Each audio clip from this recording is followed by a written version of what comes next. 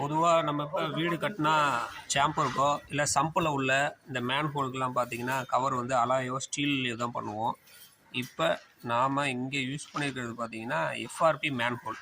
இது வந்து நியூ ஜென்னுங்கிற ஒரு பிராண்டு தான். இது நல்லா ஹெவியாகவே இருக்கும். இதில் வந்து லைட்டு போடக்கூடாது, ஹெவி போடணும். ஹெவி பார்த்தீங்கன்னா 5 டன்னுன்னே மென்ஷன் பண்ணியிருப்பாங்க. பார்த்தீங்கன்னா தெரியும். இது வந்து உங்களுக்கு ஈஸியாக அசஸ் பண்ணுற மாதிரி தான் இருக்கும். நீங்கள் ஈஸியாகவே இதை வந்து ஓப்பன் பண்ணலாம் இந்த ஹேண்டில் பிடிச்சி. இது வந்து 27க்கு 27 பண்ணியிருக்கோம். இது சம்போட சேம்பரு. இது சம்புக்கான மேன்ஹோல். இது வந்து மெட்ரோ, இந்த மெட்ரோவுக்கு உண்டான சேம்பரு. 36க்கு 36 நல்ல பெரிய சைஸு. இதுவும் பார்த்தீங்கன்னா ஹெவி தான் போட்டிருக்கோம், 5 டன்னு. இதுக்கு நியர்பையில் வரக்கூடிய சீவேஜ் லைனோட சேம்பர் பார்த்தீங்கன்னா 5 டன்னு. இதுவும் ஹெவி தான் போட்டிருக்கோம். பார்த்தீங்கன்னா தெரியும் எஃப்ஆர்பி.